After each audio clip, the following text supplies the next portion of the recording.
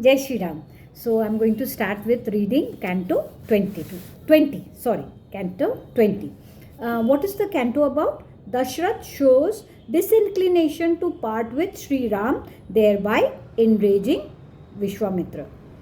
Hearing the aforesaid request of Vishwamitra, Dashrath, a veritable tiger among kings, remained senseless, as it were, for an hour or so, and regaining his consciousness afterwards, spoke as follows. My lotus-eyed Rama is less than 16 years old yet. I, therefore, do not perceive his capacity to contend with the Rakshas. Here is my army, one Akshoni, strong, whose maintainer and controller am I. Marching with it, I shall personally wage war with these ogres. These heroic and valiant retainers of mine are all skilled in the use of missiles and other weapons and are capable of fighting with hosts of ogres. But you should not take away Ram. I shall myself guard your sacrifice, bow in hand, and shall contend with the Rakshas in the van of a battle so long as I breathe. Fully guarded by me, the pursuit of aforesaid observance by you will be rid of all obstacles, for I shall go thither in person. You should not, therefore, take away Ram. A child yet and untrained in the science of warfare, he cannot estimate the strength of weaknesses of the enemy. He is neither equipped with the powerful missiles and other weapons nor skilled in warfare.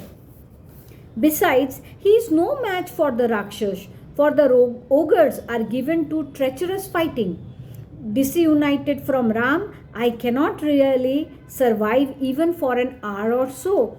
O tiger among ascetics, you should not therefore take away Ram. If, on the other hand, you are keen to take him, a scion of Raghu, O Brahman of noble vows, take him with me as well as with my army, consisting of 4 parts, viz., elephants, chariots, cavalry, and infantry.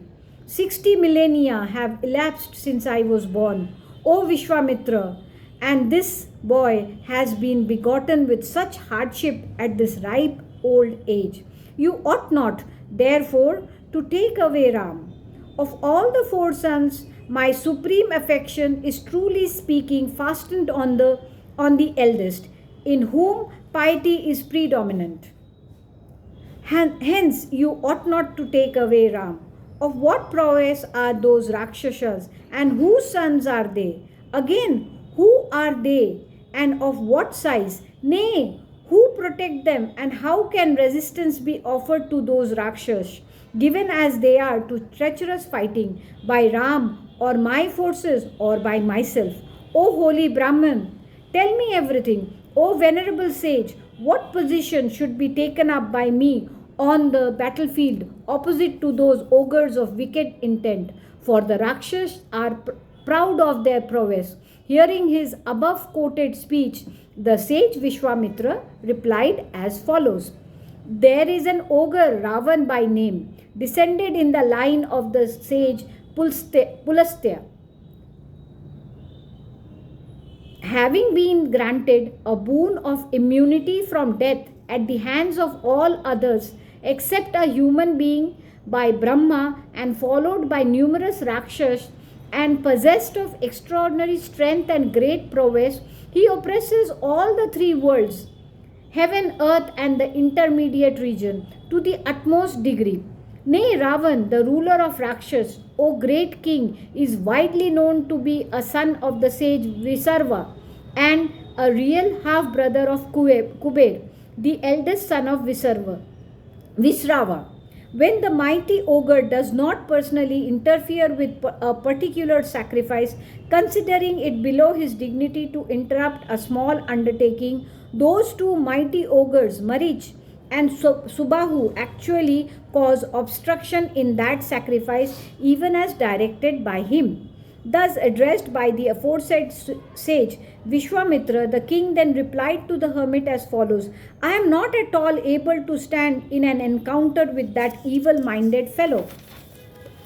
Celebrated as you are, O knower of what is right, show you your favor to my juvenile son as well as to myself, of poor luck as I am not being able to carry out your behest. For you are veritable God as well as worthy of adoration to me.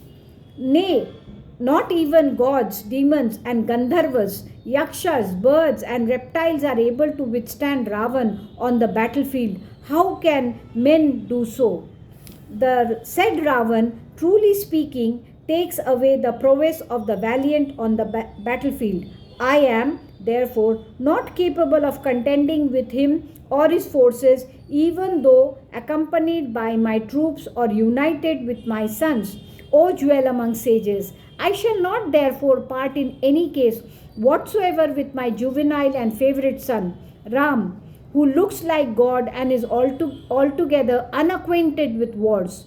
O holy Brahman, if Marich and Subahu, the two notorious sons of Sunda and Upasunda, respectively, who are full of prowess and highly trained, as well as appear as death on the battlefield, interfere with your sacrificial performance, I shall under no circumstances hand over my pet son Rama to you.